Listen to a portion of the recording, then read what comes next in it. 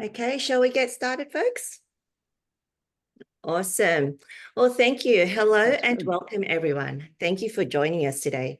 I've got to say, I'm pretty excited about today's session, and we're going to see in action how AI can actually assist with and accelerate value stream management. So today we're going to have a bit of a brief refresher on value streams from Gerald, our regional strategic advisor. And then we're going to move straight into a discussion with Andrew from Fujitsu on how they use nVeris AI to help them with their work. And the best thing I think that's going to be a part of this session is that Brian from TecVeris will be showing you nVeris AI in action. And it looks pretty awesome when we were doing the prep session the other day. So I hope you get just as excited as I did. If you do have any questions throughout the session, please pop them in the Q&A section of this Zoom call, and we will either try to get to them throughout the session or towards the end of the session. So that's enough from me because there's a lot of content, great content we want to show you. I'll hand it over to you, Gerald. Great. Thanks, Belinda. Hi, welcome, everybody.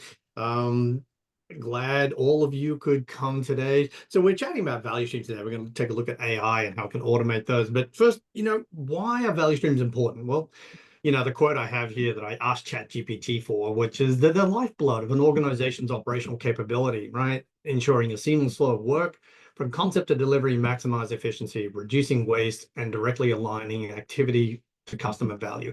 Every organization has them. Without them, they cease to exist. So I think you all know that. Belinda, next slide.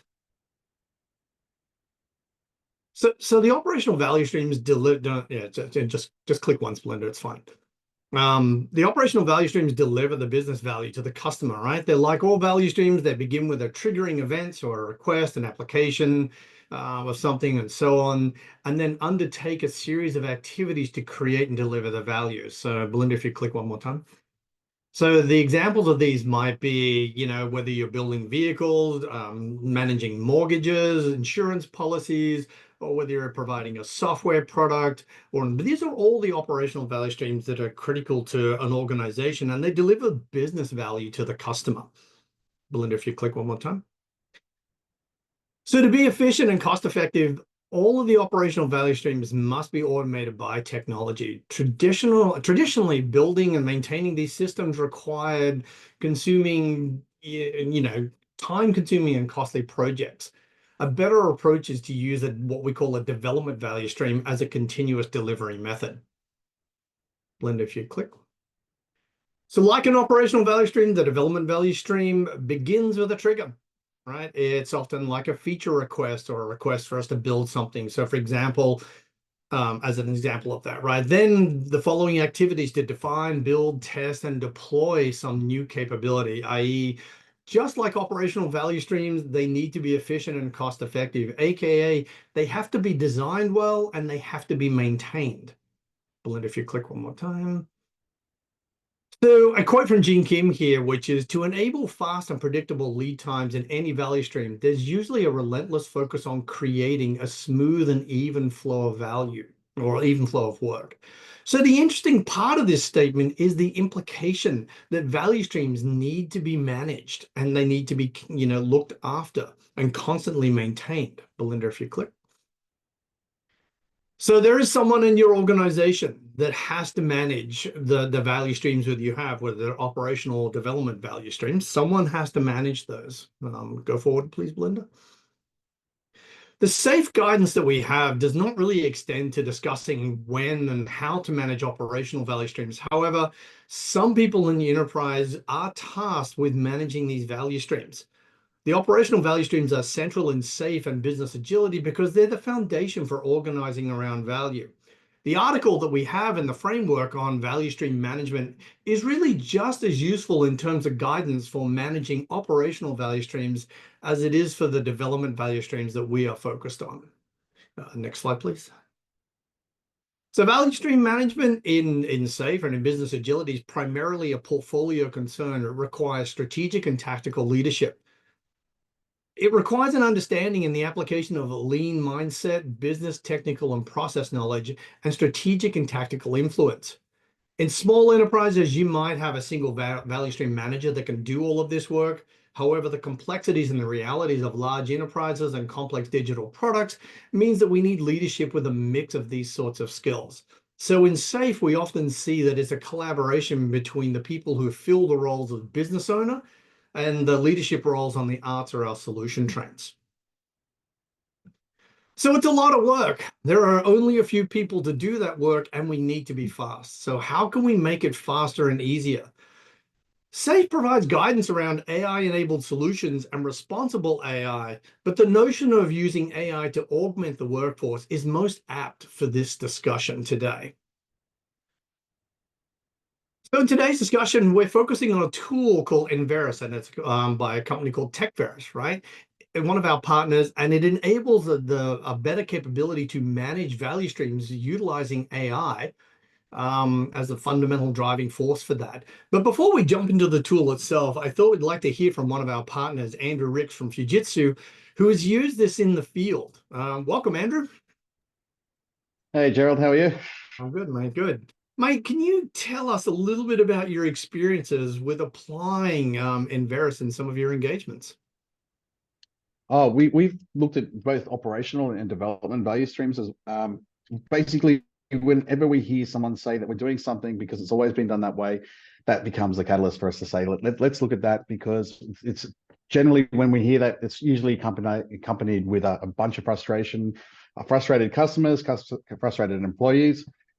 So we dive into the value stream maps. And for example, for one of our customers, we went from a procurement process that went for 14 weeks down to 3 weeks because they just had unnecessary steps and duplicate approvals in that process. And it wasn't until they were able to see the process from end to end that we were able to start identifying those bottlenecks and unnecessary steps and the non-value add activities. So that's just one example. And we also had a process internally in Fujitsu, which is more aligned with the development value stream, where new features would be handed over from our development teams to our BAU teams. And that was taking 14 weeks as well. And we reduced it down to 2 weeks just by using this process and visualizing it and having the right people in the room, using the tool on their phones and actually seeing it firsthand where these bottlenecks were starting to emerge. So the results have been phenomenal for us, and it's generated a lot of interest, and we're rolling it as part of our advanced facilitator and value stream mapping, the micro credential from SAFE. We're actually demoing this at the end as well, and getting people to sign up for an Explorer account, which Brian will talk about too. So from our point of view, you really saw some increases in productivity, right? In being able to absolutely, yeah. And getting rid of those non-value add tasks and eliminating the wait times in between the tasks that added no value, because most of the time things would be going to someone's email and they didn't even know the email was there because people have just got too many emails and the approval was not required in the first place. Yeah. So yeah, that's just and in many cases, the same person's approving the same piece of work for a purchase order, for example. They're approving a statement of work or a work order, but then they're going to have approved the purchase order down the track as well. So they're doing the same approval twice, and it's not they're not happy about doing that either, and it just creates bottlenecks. So by eliminating those bottlenecks, massive improvement in productivity and focus on value add effort. Not only the savings in time, but the costs. The cost, absolutely. Yes, and one of the great products, the great features of this product is that you get to look at how much your value stream costs and see the improvements over time, which can also be fed into OKRs and a way of measuring value right up to the strategic layer. And hi everybody, I'm Brian. Just really great to be here. Appreciate the effort Belinda and Gerald and Andrew put in putting this together. But you triggered something, because I was just doing a workshop with a client, and they actually had a third-party vendor that was handling their purchasing. So it was an IT group, and they're in the middle of dev art for an ERP, major ERP system. They're like fighting in the day-to-day to try to get things released, and they're getting held up on infrastructure and server requests because there's a third party that somebody in the financial part of the organization thought it would be really great to contain costs. And they had no visibility that this was happening until we started mapping that out. And then they were like, whoa, now that we're in a room and we're collaborating and everybody could kind of visualize it, they had the opportunity to react to it and say, well, that's easy to fix. And so they changed the way that third party, and they're just trying to do their job, but they're in a completely different way of being incentivized. They're in a completely different way. Their time cadences weren't. They were having an inbox from people in the dev side saying, hey, we really need this server, but it wasn't going through the right channels for that poor person to even know what to prioritize. And they, when they got the visual map, it was very easy for them to connect those dots. And you just kind of reminded me of that. Well, we just did a recent map just on that, Brian, where we got a travel requisition that's processed, and I think the person who's running that session is on this call as well, Nathan. So if you're there, Nathan, I'm going to talk about what you did recently. But we have a travel requisition process that involves a customer, and it's 26 steps to get your travel approved. And it's multiple approval steps, and it just people seeing and visualizing that on a screen just blew their minds, and it was a drop moment saying we have to do something about this. So we're in the process now of refining that, and again it came back to it's always been done that way, so we just keep following that process. So I think this is a really good way of simulating and driving change and focusing on what's going to make us more responsive, and putting that value, putting that time in where the value is going to be delivered. So is it easier now to book your travel? It's in progress now, but when we use the AI component of this, we could see how other organizations are doing it and reflect on how we're doing it, and just like, oh no, we've got to do something now. Did that drive any aha moments, like where people, yeah. And yes. We'll get in, I think maybe we'll get in and jump into the demo in a little bit, but for us, that's one of the great things. Like, AI isn't meant to replace people. It's meant to be a catalyst for them to connect their ideas and remove, like, if it can generate a value stream in 10 seconds, give you something to react to, but then you could just iterate on those ideas and create the different visuals. And that is sometimes, that's just music to our ears to hear. Sometimes the left hand doesn't know what the right hand's doing. Like, you get on the phone and you're trying to get something resolved. You're applying for a mortgage, and it's a really bad experience. And it's not sinister. It's just organizations don't see those connections. Yeah, and quite often people only see their part of the overall system. So this really helps us with system thinking and seeing the system as a whole. And we can only move as fast as a slowing moving part, as we all know from principle number 2 of SAFe. Yeah. Well, great. I mean, would this be a good time? Should I go ahead and share and just maybe get us into looking at the tool? And I know for confidentiality, yes, we don't want to share an actual company's value streams, but we have one in our DevOps environment that we've obfuscated the data. So let me go ahead and share my screen. This is the exciting part. I watched some of this yesterday, and people are going to love this tool. I'm very excited about the capabilities on this. Awesome. So just to give folks, this our principle for this is we wanted a game-like low-stakes space. So it takes 10 seconds to generate a value stream.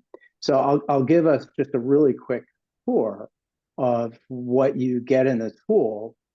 And what you're looking at here are features of the advisor level, and you're seeing like everything that you're looking at here is available to the enterprise editions. But you can create folders, and they're really logical collections of related value streams. So it automatically aggregates the improvement, how many inspect and adapt cycles you've been through, and what the aggregate metrics are rolled up. And the other thing that you can do is here you'll see, we have an operational value stream, and it's an aerospace sub-assembly manufacturing. And this is based on a real industrial customer that we have, global leader in their space. And then you have the development value stream for the ERP and materials management for that production of industrial whole goods. And then they also have a service and support value stream.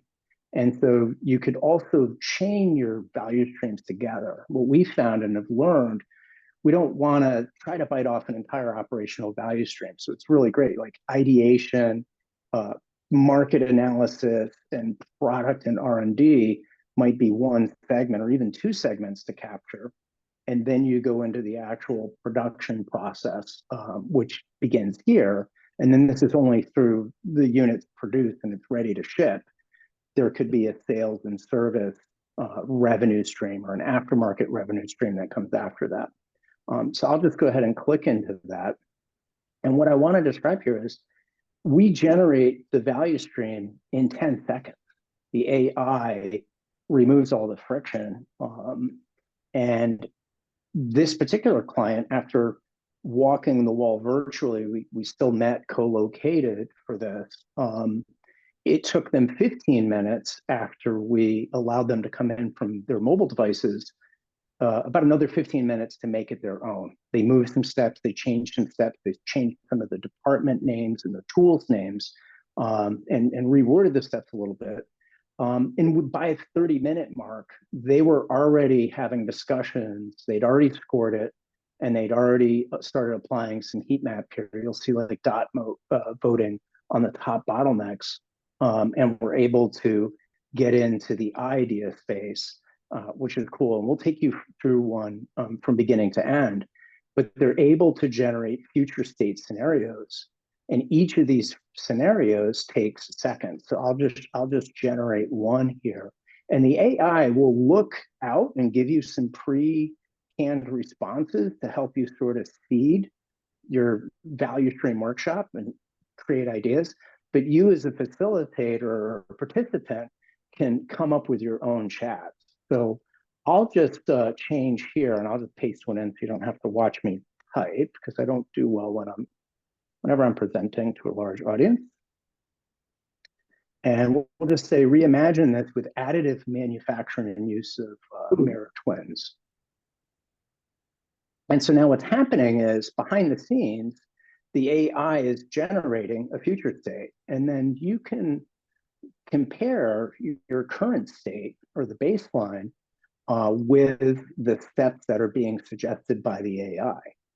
And each time you do that, the model is looking at all available public data in the world to add that to the ideas that are being generated in the room. So if you've got a room of 10 or 15 stakeholders for different departments, this is going to spark different ideas. And so you can keep going with the chat. So we'll say maybe add more options for robotic manufacturing. And the AI gets acronyms and it gets industry lingo and industry specific terminology quite well. So we'll go ahead and do that. And so now let's just look: digital twin, production scheduling, MRP, start to production slot, additive manufacturing setup, robotic assembly line setup, robotic manufacturing, mirror twin validation, and its unit is ready to ship. So you can keep going, and then every time you add prompts and you can keep going in these chats, it comes up with suggested steps as well for you. But I'll just maybe pause, see if somebody wants to toss something else into this chat. I'm not looking at the chat, so Belinda, if somebody maybe wants to give it another prompt that knows about manufacturing, I could certainly add that in. Absolutely. So anyone in the audience want to put something into the Q&A. Put a prompt in the tool? Gerald or Andrew, do you have any ideas? I mean, something that, I mean, we've asked it to lay out just a very basic value stream. So this manufacturing one's complex. A lot of people come from banking, insurance. So, we want to make sure that people understand that the tool can manage very complex value streams from complex industries, but it can also do simple things that most people have jobs in industry, which is banking, government, finance, medical care. I mean, there's a whole range that there's nothing this thing can't handle. We do have a comment from Sri Dharan. Apologies if I did not pronounce that properly. Can we add a step for periodic maintenance, right? Mm-hmm. Oh, this is going to be cool. And if you fat finger it will spell check it for you. So you don't have to be too worried if you're facilitating with a group. And it gives you back like periodic maintenance to your future state value stream. So it may have thought you meant about the value stream or in your future state, but you can, and it's very easy to go from this right into swarming on your value streams, sharing a QR code, and having people come in and literally swarm on it. So when I said no training, no prep, we just scheduled the value stream workshop with operational leaders. This was directors of manufacturing, directors of procurement and supply chain. They were able to just kind of come in on their mobile device in the UI, and maybe don't take it from me, being the product manager for nVeris, but Andrew can speak. That was like the instant attraction that we got when we launched it before we even added the AI features a few months later. Awesome. So the other thing that you can do, and I've scored one here, is you can take your baseline metrics. So let me just give a really quick tour, because it's not just about generating a map. It's about what's the economic data and trending, and then comparing that trending with the ability to rapidly score your value stream in 10 minutes.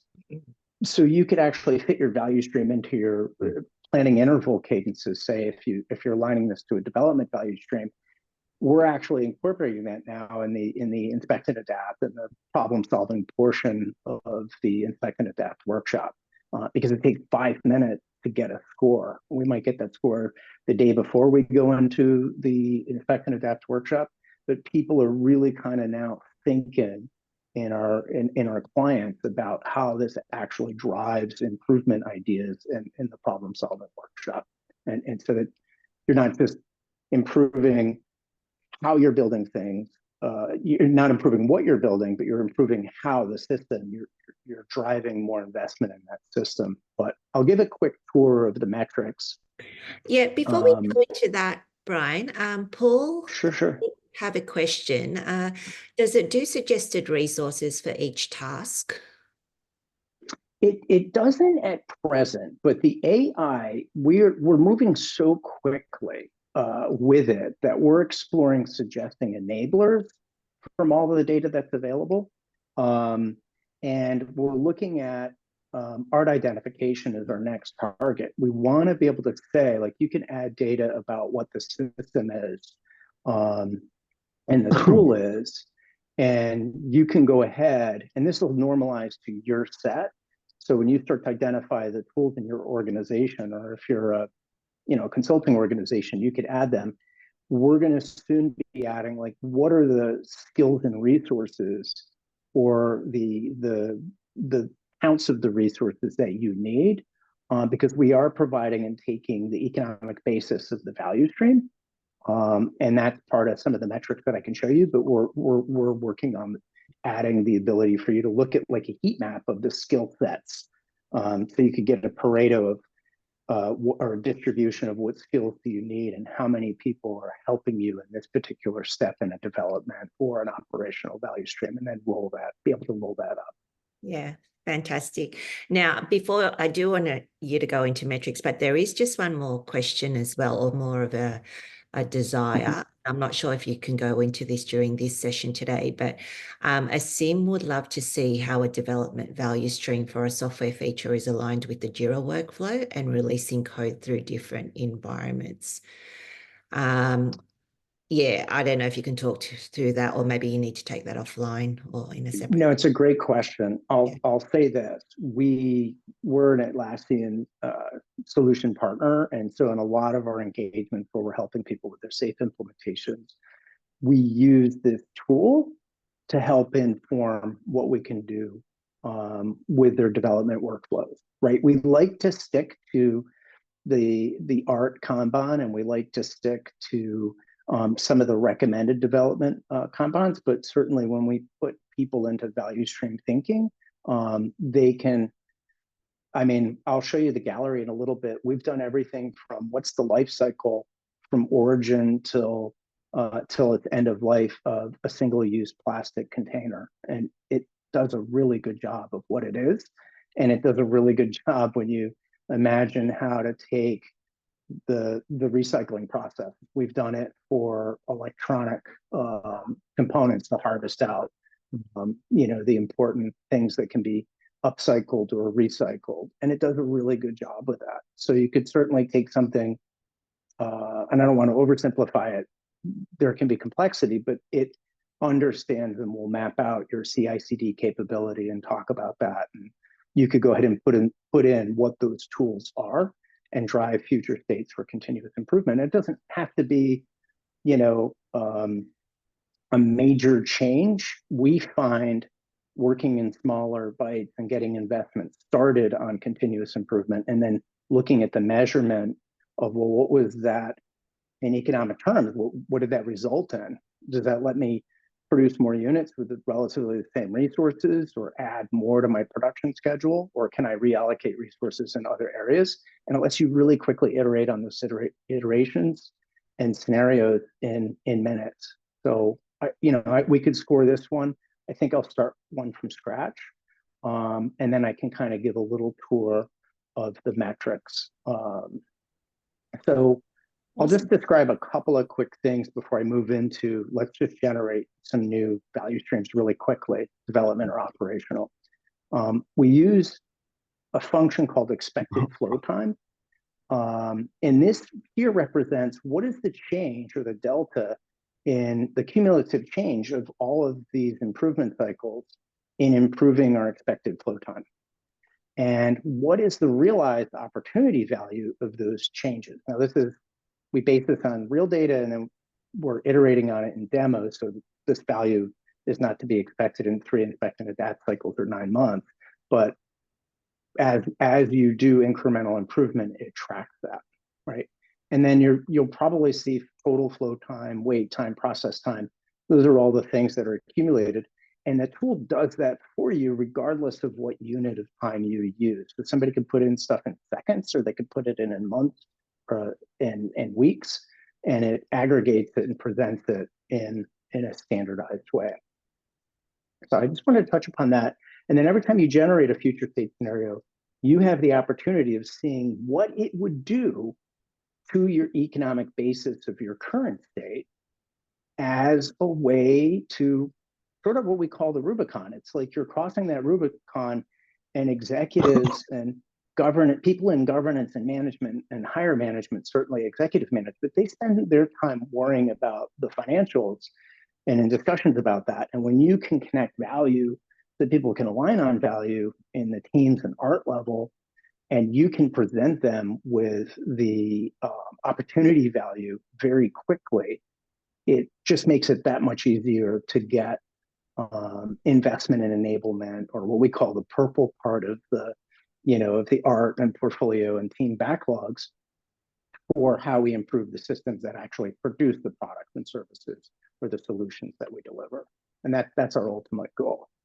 So let me pop out of this one, because there's a lot to look at, and let's just go in, and I'll just do AI accelerated demos, and I'll just go ahead and start a new operational value stream. And so let's just take something maybe that we could all relate to. We've all been through it. We'll go ahead, and you'll see examples popping up. Home construction, I know, Gerald, you said mortgages. We've done it for a lot, but I'll just pop in outpatient care center operations from admissions to treatment. And to help the prompt and our prompt engineering, we want to talk about what's the unit of value. And say the patient is treated. And in order to do those economic calculations, well, we want to know how many units of this value are output annually. And we'll just say this particular center is a really big one. Maybe they handle 100,000 patients a year. And I'll just make up a number here. I don't know what it would be, but let's just say something along the lines of $25 million a year. And that's all you need to really get started. So it's going out, it's taking your prompts, and it's going out and bringing in all of the current state practices of what you would expect to see. So we could probably all rate to showing up. And I know certainly here in the US, you have to prove that you can pay. And, initial assessment, consultation, diagnostic testing, treatment planning and treatment, and then the patient's treated. And that's exactly what we asked it to do. And it'll keep giving steps. So we could keep chatting, and you could say, maybe we don't call our department. I had somebody stand up and say, our department isn't called that. And you could just tell the AI, to, well, okay, swap out lab for, testing, right? And it'll just change all those department names, because you want your collaborators to feel like they can make this their own pretty quickly. So this is where it saved us a lot of time in the past, because we would spend time mapping out the sticky notes, and someone was recording it into an Excel spreadsheet or into a PowerPoint. This is where it saved us so much time getting that initial baseline value stream map. So this is where the magic happens, I think, Brian, from our perspective. Yeah. Oh, sorry, go ahead, Brian. Yeah, and I was just going to say, that's like the magic. Are you okay to take some questions? Yep. Oh, yeah. We've got two questions, actually. One is from Sonia. Does the tool integrate with other applications to pick up log data to create draft VSMs similar to process mining tools? No, and I'm going to kind of say our philosophy, and we went down that road, and we've worked with a lot of people who, worked with the tools that try to do that. And what we found is, it's very expensive. This really is meant to be a democratized tool. Like, you can have a pro account for like $20, $25 a month, and you could start doing this. And the second thing is, we found that people really react, in our experience. I don't want to speak for everyone's, but in our experience, people really found it hard to say, I'm going out and mining data and ingesting that and then telling you what your performance is. We wanted to bring it back to the agile collaboration. We wanted to take that experience of putting stickies up and exchanging ideas. So for us, the data isn't about trying to be really precise with exact measurement. It's about to be relatively agreed from a group of diverse people, and then measuring that change in trend from those same people over time, or quickly iterating on scenarios and comparing it to the different future state ideas that you're coming up with. And we find that to be really effective. In fact, it's so powerful. When I ran value streams in the past and we would start scoring a value stream, I've had people get up and leave because they might have had the step that was the biggest bottleneck. And it's really tough to get people to be into, a lean implementation or a safe implementation, and then they feel threatened and they're being measured. And it doesn't mean that we don't want data to be there and measurement. But what I found is, with this, you can create a future state that says, before we get into measuring our current process, let's go through this end to end of where we'd like to be 3 years from now. Awesome. And then I've seen people, suddenly they lose like their titles and the fact that they're in different departments, and they really engage with it. And then after they come up with that, they could use that as a target and then go back and map and score their current state value stream.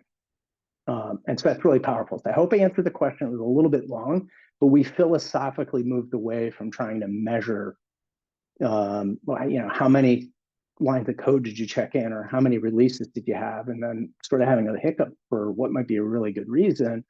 And we also found we tried to do a little bit of that, and it got very expensive because the client's environment would suddenly change.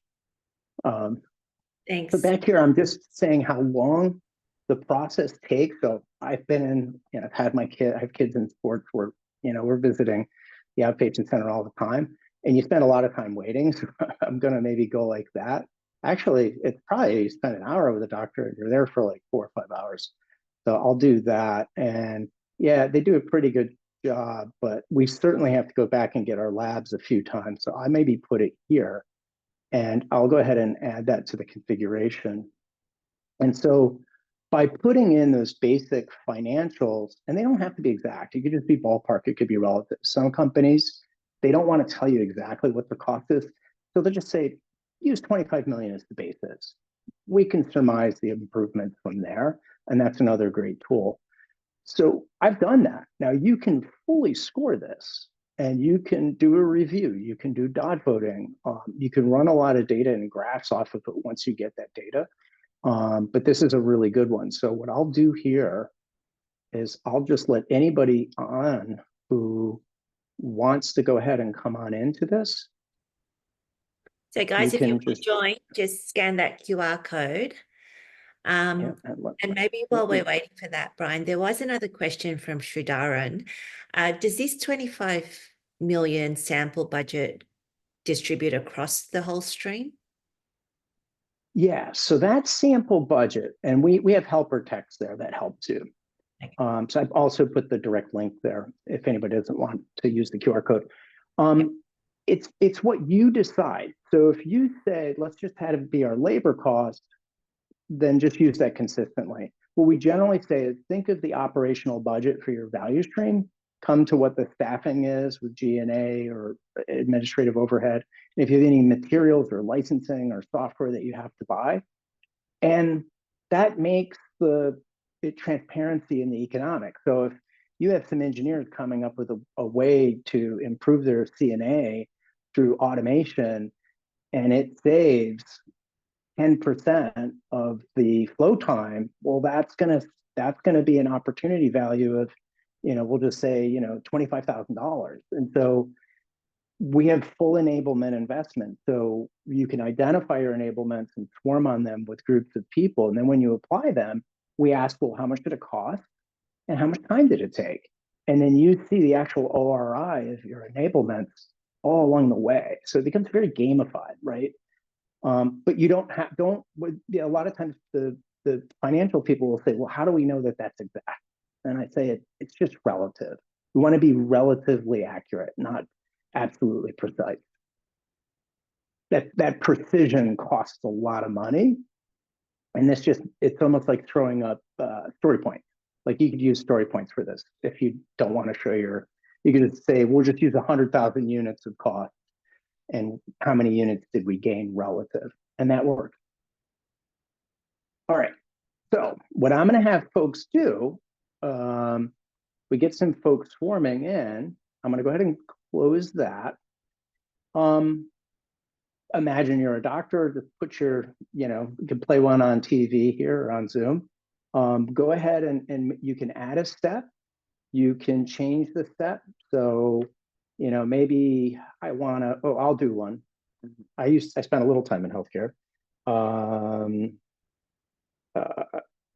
Provide a discharge packet of information for home care and prevention, right?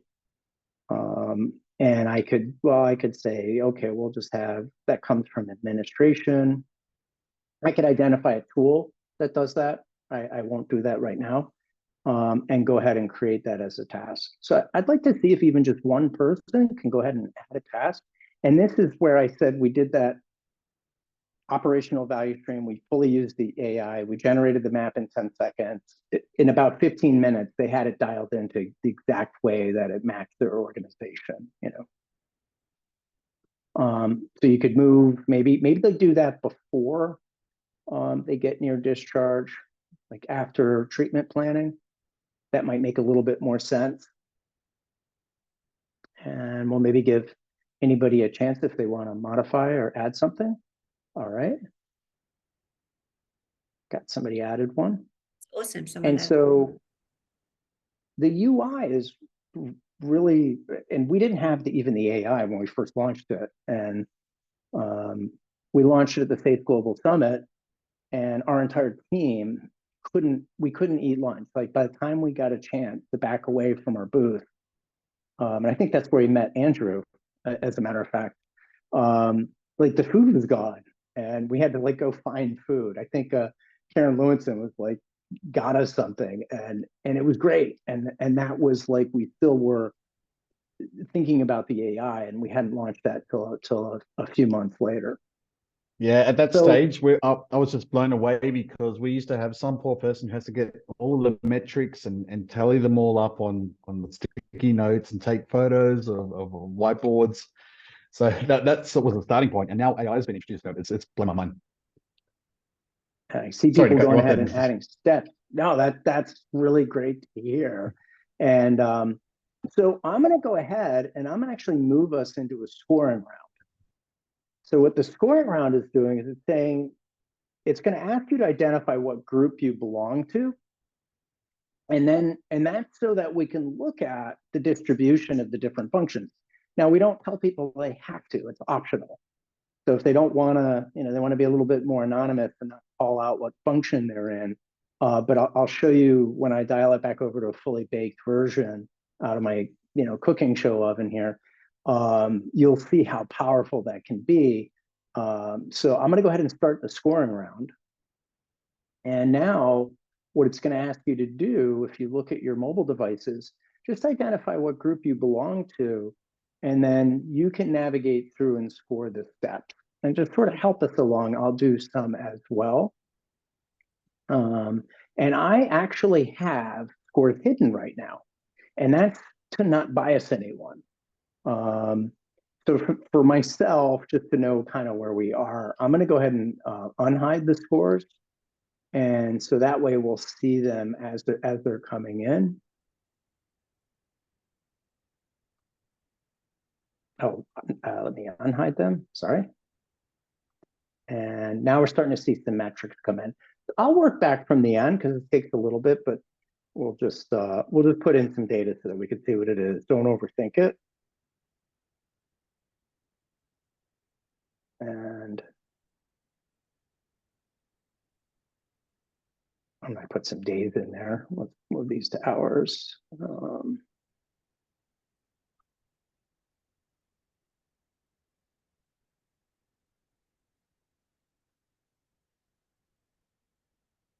So while you're doing this, you can see that if you're running any kind of value stream mapping session or any kind of session, you can see the real need to make sure you have the right people in the room. You got to make sure that you have that end-to-end view of your value stream so that people can come in and they understand what they're doing. So when wait time pops up, they have a good idea of that sort of thing.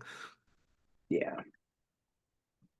And we usually bring in an exec to these so they can actually see the process firsthand when we do the Gemba, because sometimes we'll use these maps and do a Gemba based on the map that's come up. And it's always important to have an executive there who can make decisions as well when you come up with the improvement items. That's just to add to what you were saying, Gerald, about having the right people in the room. Yeah. Sorry, I was too busy filling in the scores before, so I was a bit quiet then. Yeah, if you bring the executive into the room, that might tie into Aurora's comment about it's difficult to get a man to understand something when his salary depends on him not understanding it. I love that. I love that one.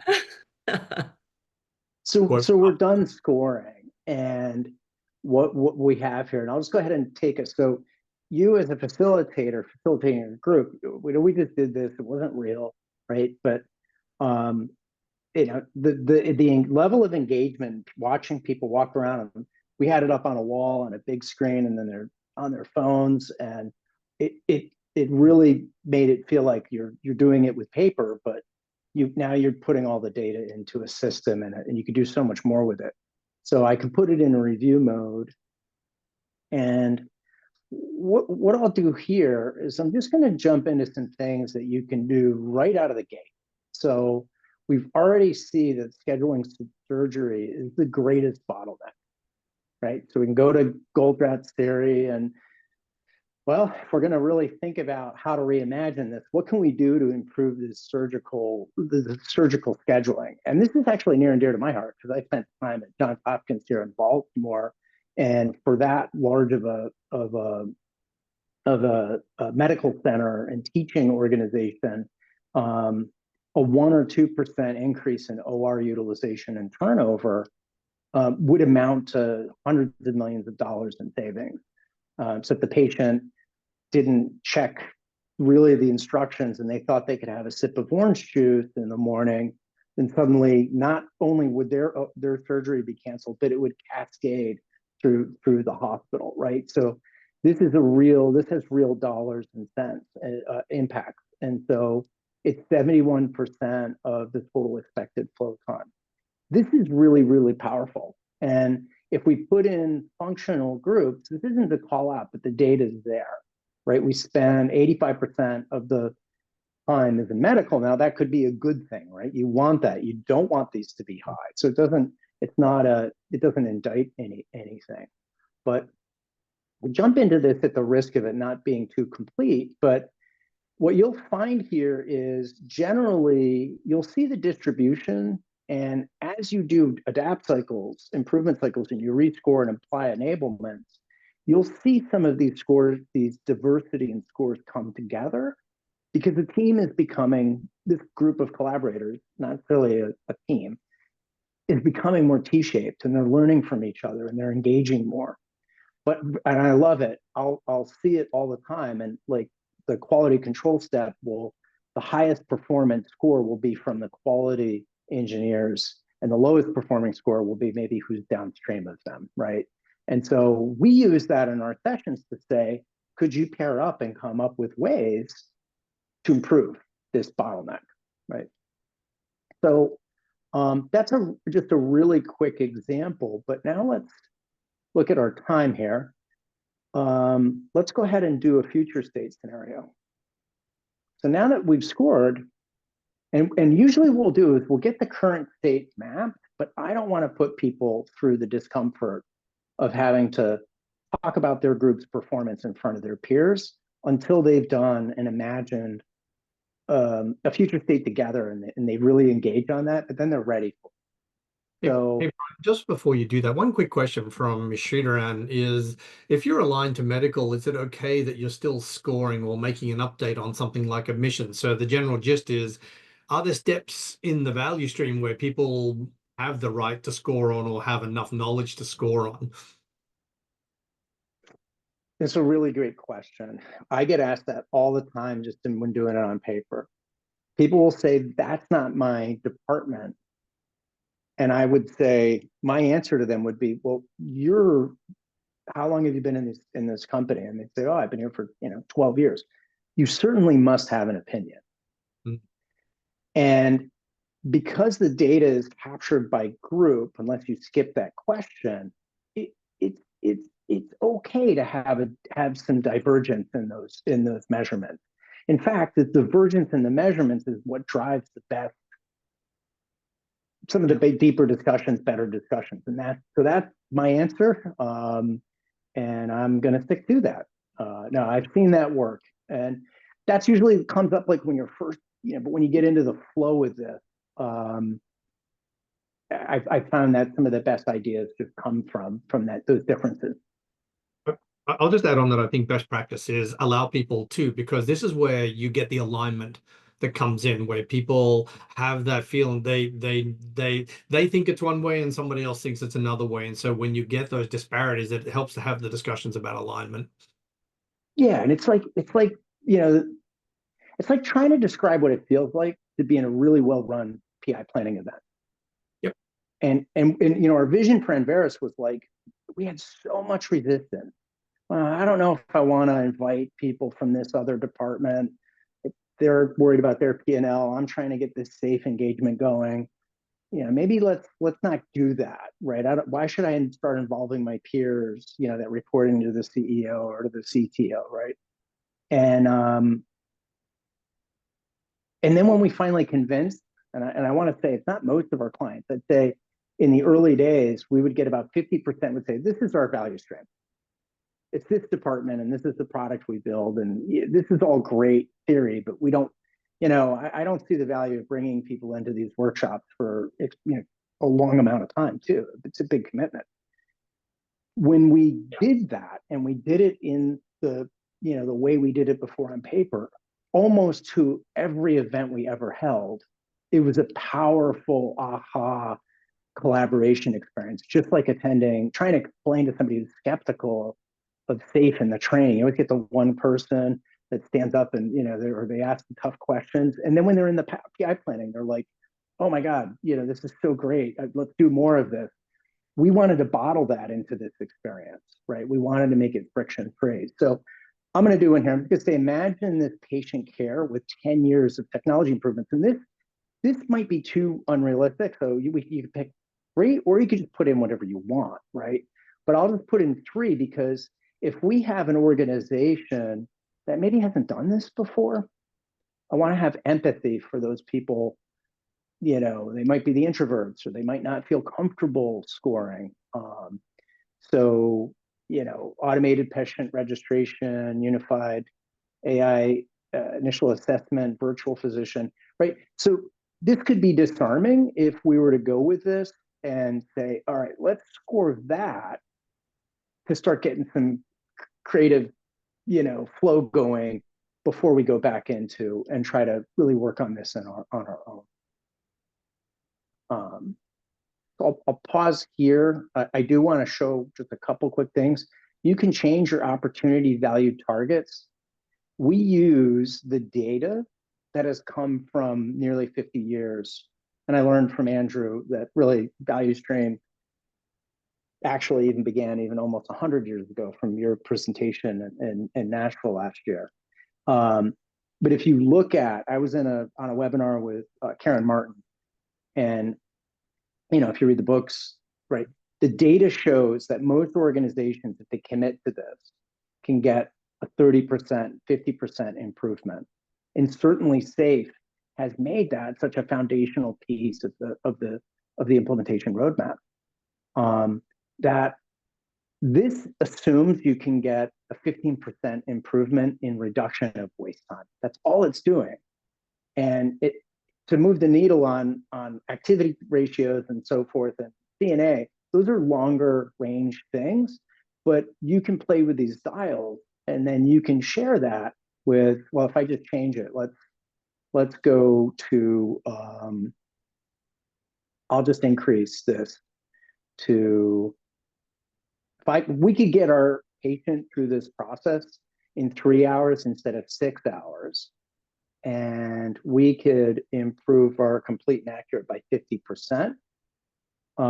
That just bumped up from $3 million to a $10 million economic opportunity based on our $25 million budget.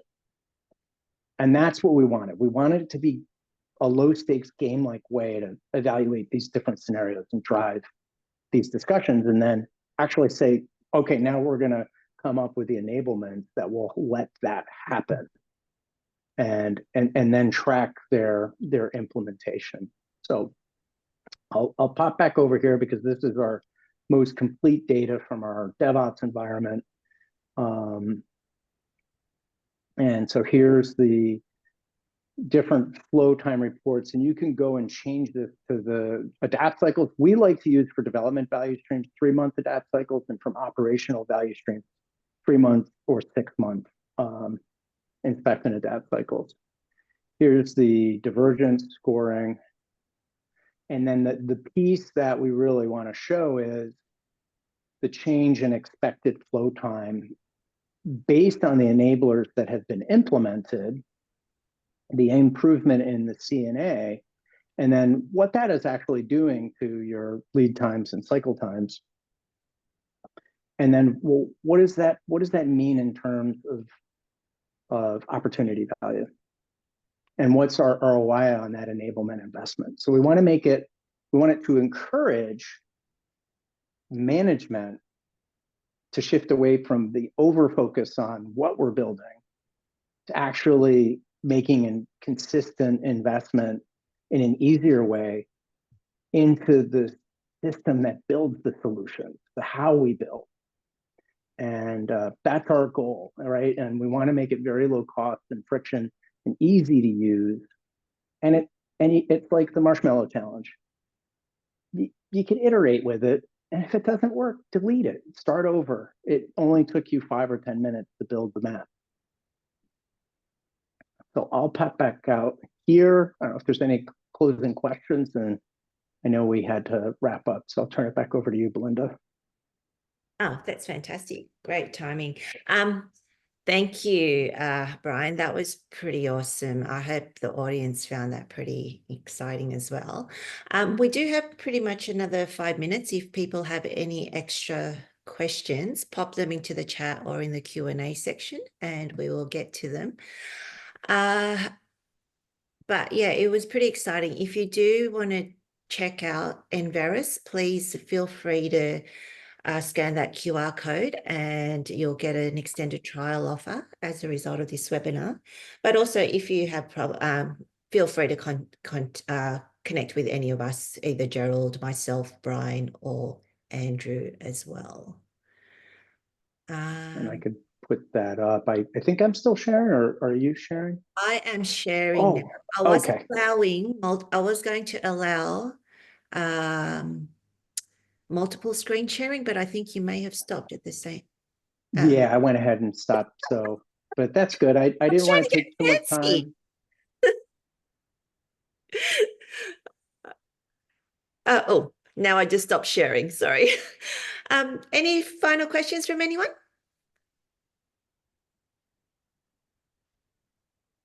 All right. Well, thank you so much again, everyone, for joining us. And again, thank you, Brian. I know it's late on your end of the globe. Andrew, thank you for stepping out from your busy schedule today. You probably need to get back to your eager students. And Gerald, obviously, thank you for always assisting me on the brainy side of things when it comes to anything safe. Good, all good. All right, everyone.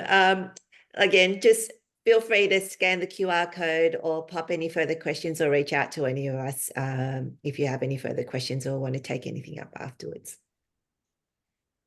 See you soon. Bye, everybody. Have a great rest of your morning or evening, no matter where you're coming.